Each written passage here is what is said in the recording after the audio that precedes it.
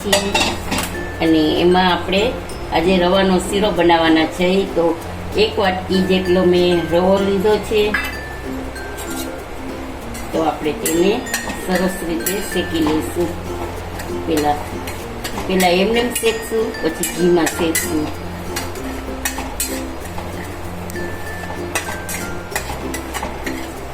જો એકદમ શેકાઈ ગયો હોય એવું લાગે છે ને તમને,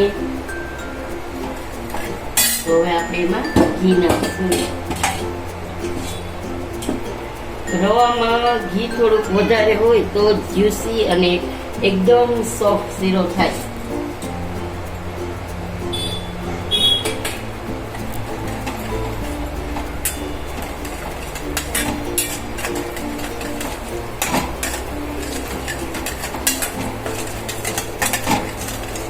ગેસની ફ્લેમ મીડિયમ રાખશું, એકદમ ફાસ્ટ નહીં રાખી, એનો દર આપણો શીરો સરખો શેકાશે નહીં. તો જોઈ શકો છો ગાઈઝ, આપણો શીરો એકદમ બદામી કલરનો થઈ ગયો છે. તો હવે એમાં પાણી નાખવાનું છે. તો આપણે આ થોડોક સૂકો મેવો એમાં સોતળી લેશું ઘીમાં.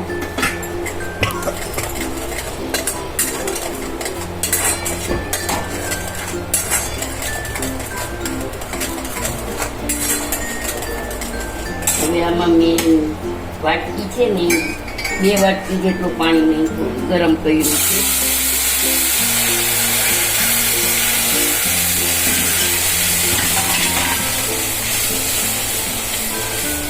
તો 1.5 વાટકી મેં પાણી નાખ્યું છે અને 1 વાટકી આપણે આ દૂધ નાખશું. ગેસની ફ્લેમ એકદમ ફાસ્ટ કરી દઈશું.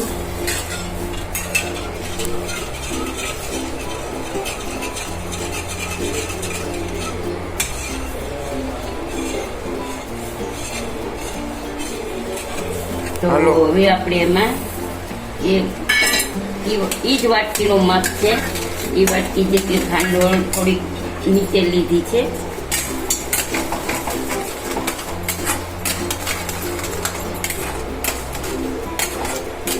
આખી નથી ભરી ખાંડ, રવાથી થોડીક નહીં જેટલી ઓછી લીધી. જો તમારા ઘરમાં બહુ મીઠું ખાવાનું હોય તો તમે આખી વાટકી લઈ શકો છો.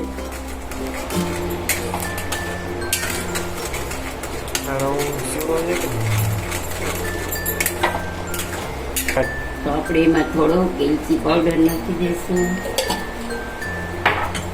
અને ચલાવી લઈશું. તો જોઈ શકો છો ગાઈસ, આપણો શીરો એકદમ મસ્ત રસીલો અને એકદમ આમ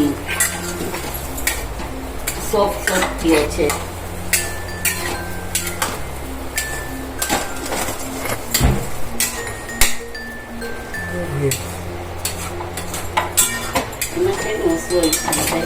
નથી લાગતો, તમને દેખાતું નથી, સરસ થયો છે. જોતા હવે જ મોઢામાં પાણી આવી જાય છે.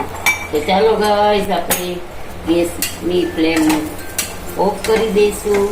આપણું ઘી પણ છૂટવા લાગ્યું છે. તો આપણો શીરો રેડી છે રવાનો.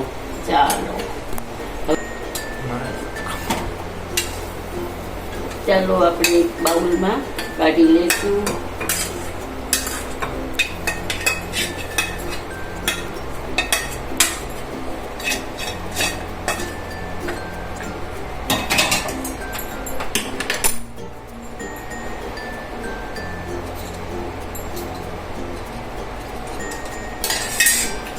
આપણે એમાં થોડું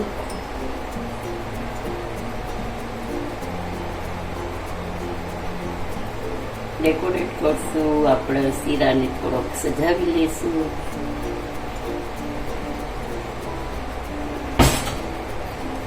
થોડુંક એલચી પાવડર નાખી દઈશું. સુગંધ મસ્ત આવે છે આપણા શીરાની. આજુબાજુમાં વહી ગઈ હશે સુગંધ થોડીક. તો ચાલો, જોઈ શકો છો ગાઈસ, આપણો શીરો એકદમ જ્યુસી અને એકદમ સોફ્ટ છે. તો આજના રવાની શીરાની રેસીપી તમને કેવી લાગ્યો વિડીયો તે મને કમેન્ટમાં જણાવજો. સબસ્ક્રાઈબ કરજો, લાઈક કરજો, શેર કરજો અને આવો રિસ્પોન્સ આપવા બદલ તમારો બધાનો ખૂબ ખૂબ આભાર. જય શ્રી કૃષ્ણ.